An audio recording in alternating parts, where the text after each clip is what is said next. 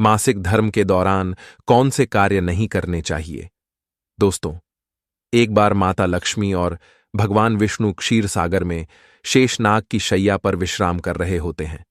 तभी देवी लक्ष्मी भगवान विष्णु से पूछती हैं, हे प्रभु, आज मेरे मन में एक शंका उत्पन्न हो रही है। केवल आप ही मेरी इस शंका का समाधान कर सकते हैं।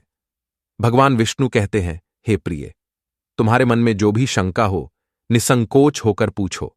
मैं तुम्हारी सभी शंकाओं का समाधान अवश्य करूंगा।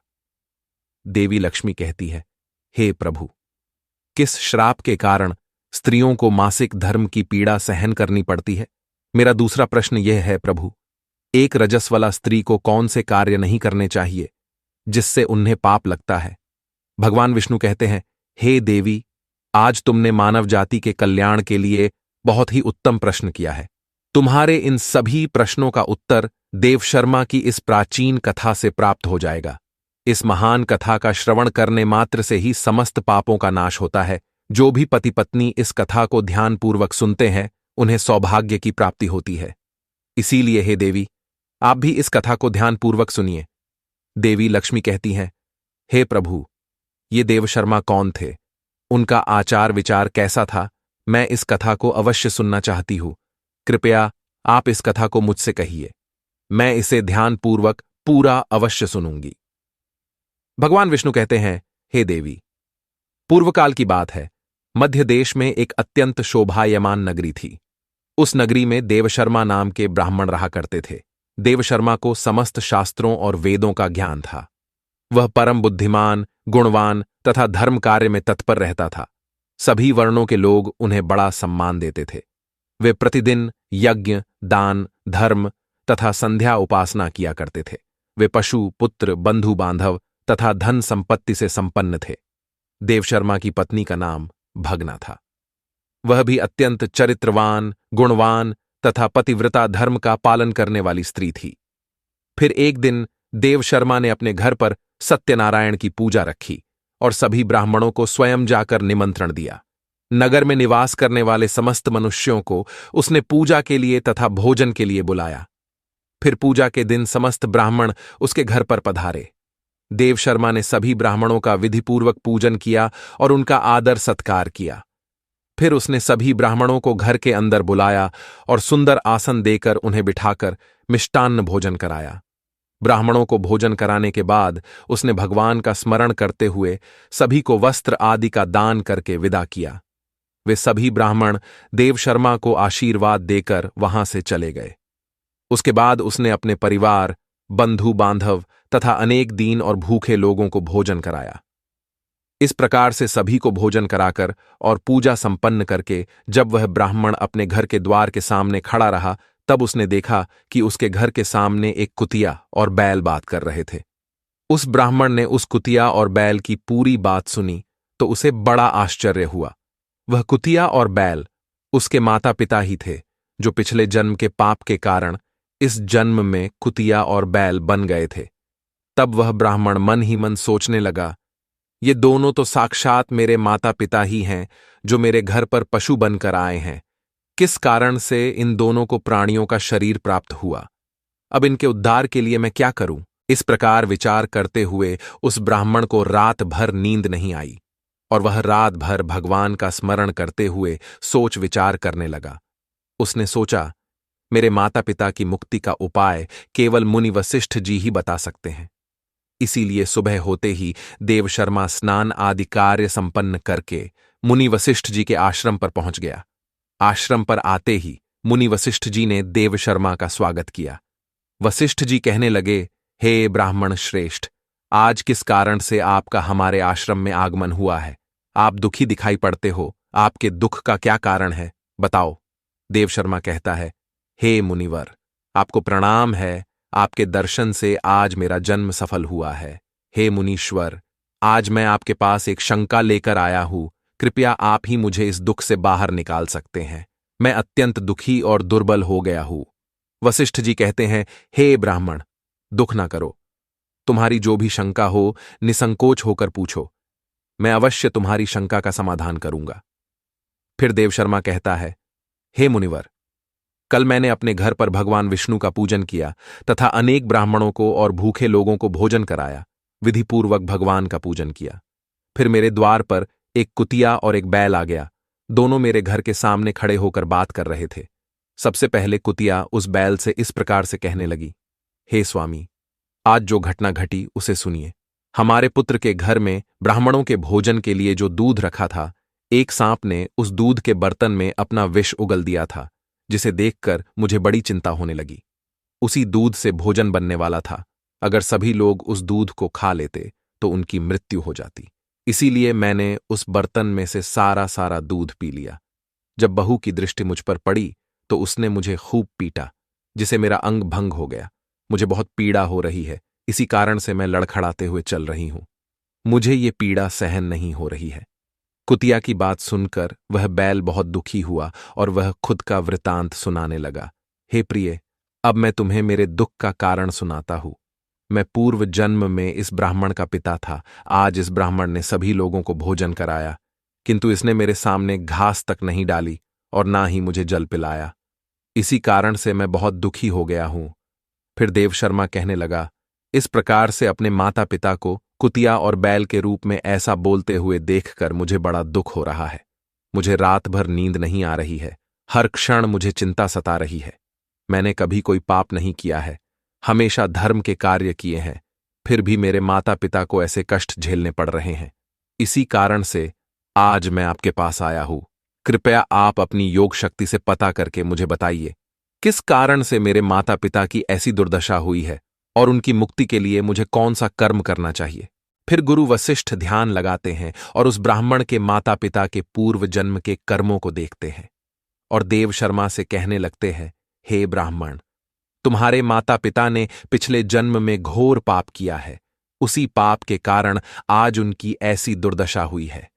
देवशर्मा कहता है, हे गुरुदेव, किस पाप के कारण मेरे माता पिता की दुर्दशा हुई है, कृपया विस्तार से बताइए, मैं जानना चाहता हूं। फिर ऋषि वशिष्ठ कहते हैं, हे ब्राह्मण देवता, तुम ध्यान से सुनो। ये बैल जो तुम्हारे पिता हैं, ये पिछले जन्म में कुंडी नगर के श्रेष्ठ ब्राह्मण रहे हैं। इन्होंने एक दिन एकादशी का व्रत करके भोजन किया था। एकादशी के व्रत के दिन इसने दान धर्म भी नहीं किया। इसने द्वार पर आई गायों को कभी भोजन नहीं खिलाया। इसने अपने पितरों का श्राद्ध भी विधिपूर्वक नहीं किया। तुम्हारे पिता ने पिछले जन्म में मासिक धर्म के दौरान ही तुम्हारी माता के साथ संबंध बनाया था और इसी पाप के कारण इसे इस जन्म में बैल का रूप प्राप्त हुआ है।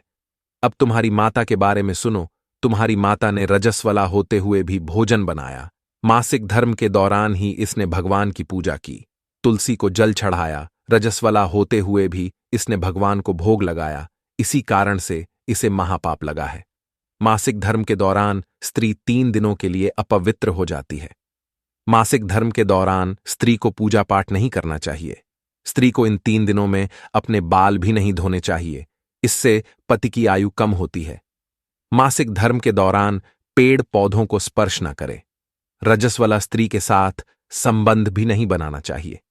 जो पुरुष रजस्वला के साथ संबंध बनाता है उसे ब्रह्म हत्या का पाप लगता है। जो रजस्वला के वस्त्रों को स्पर्श करता है उसे भी पाप लगता है।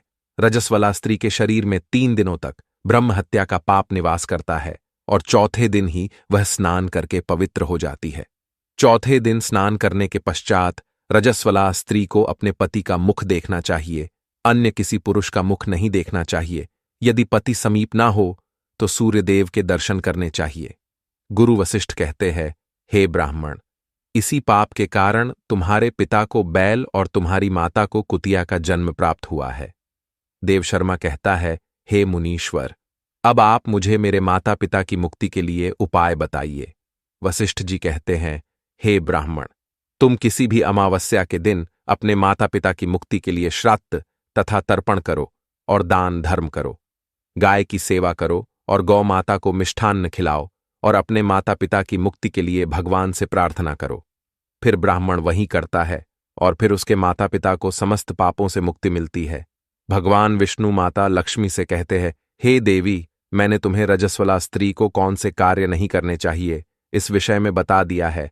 अब मैं तुम्हें बताता हूं किस कारण से स्त्री को मासिक धर्म से गुजरना पड़ता है। सत्ययुग में कालकेय नाम से प्रसिद्ध दानव हुआ करते थे। दानव होने के कारण उनका स्वभाव उग्र था और वे हमेशा ही युद्ध करने के लिए तत्पर रहते थे। फिर एक दिन सभी दानव वृत्रासुर के साथ मिलकर स्वर्गलोक पर चढ़ाई करने लगे। उन असुरों के पास भयंकर शक्तिशाली अस्त्र थे जिसका देवता सामना न कर सके और भागकर ब्रह्मदेव के पास चले गए। फिर ब्रह्मदेव ने उन्हें असुरों को परास्त करने का उपाय बताते हुए कहा, हे इंद्र, तुम इसी क्षण महर्षि दधीचि के पास जाओ। वे उनके शरीर की हड्डियों से तुम्हें अस्त्र शस्त्र प्रदान करेंगे। उन्हीं अस्त्रों का प्रयोग करके तुम वृत्रासुर का वध कर सकोगे। फिर सभी देवता महर्षि दधीचि के आश्रम पर जाते हैं और उन्हें प्रार्थना करके अस्त्र प्रदान करने की विनती करते हैं। फिर संसार के कल्याण के लिए महर्षि दधीचि अपने शरीर की हड्डियों से अस्त्र शस्त्र निर्माण करते हैं। उन्हीं अस्त्रों में से एक वज्र नाम का अस्त्र होता है जिसे देवराज इंद्र धारण कर लेते हैं। फिर सभी देवता गण वृत्रासुर के साथ युद्ध करने के लिए निकल जाते हैं। देवताओं और दानवों के बीच भीषण युद्ध होता है। सभी देवता आकाश में दानवों से युद्ध के लिए एकत्रित हो जाते हैं और प्रहार करने लगते हैं। अग्निदेव अग्नि के प्रहार से दैत्यों को दग्ध करने लगते हैं। अग्नि के प्रभाव से दैत्यों का अंग अंग जलने लगता है। फिर वरुण देव जल की वर्षा से दैत्यों को डुबो देते हैं, जिससे दैत्य त्राही त्राही करने लगते हैं। अनेक दिनों तक इस प्रकार से दैत्यों और देवताओं के बीच में भीषण युद्ध चलने लगता है।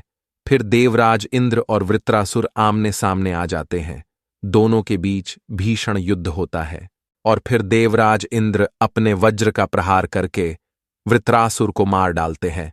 उस दानव वृत्रासुर की मृत्यु होते ही उसके शरीर से ब्रह्म हत्या बाहर निकलती है और इंद्र का पीछा करने लगती है।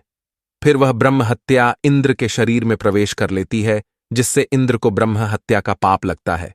देवराज इंद्र ब्रह्मदेव के पास जाते हैं और उनसे ब्रह्म हत्या से छुटकारा दिलाने के लिए कहते हैं।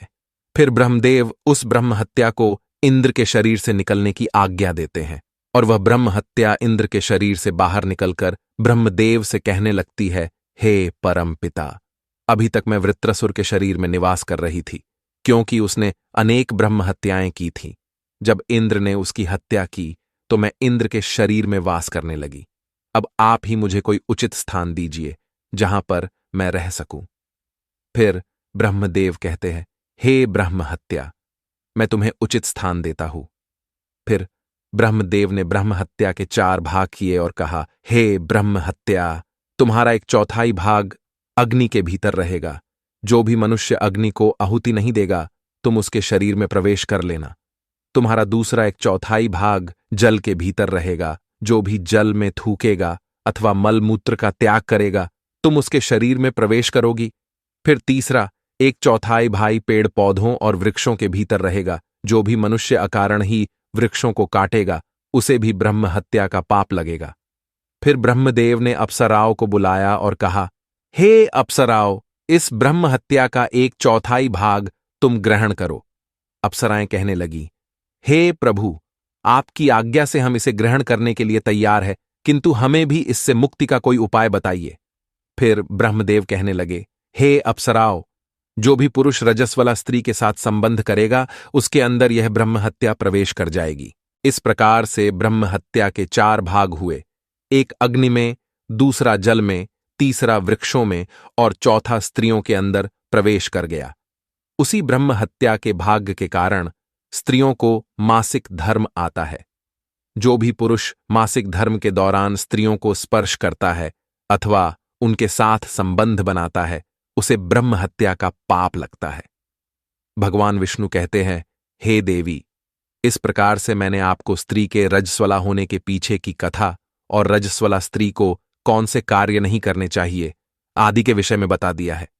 मां लक्ष्मी कहती है, हे प्रभु, आज आपने मुझे बहुत ही महत्वपूर्ण ज्ञान दिया है। मैं भी आपको वचन देती हूं, जो भी स्त्री मासिक धर्म के दौरान पूजा पाठ करेगी, पति के साथ संबंध रखेगी, उसके घर में मैं प्रवेश नहीं करूंगी। तो दोस्तों, इस प्रकार से मासिक धर्म के दौरान स्त्रियों को यह कार्य नहीं करने चाहिए। आपको यह कथा कैसी लगी, कमेंट करके जरूर बताएं। जानकारी अच्छी लगी तो वीडियो को लाइक जरूर करें। कमेंट में जय श्री हरि विष्णु अवश्य लिखें। साथ ही चैनल को सब्सक्राइब करें। आप सभी का धन्यवाद।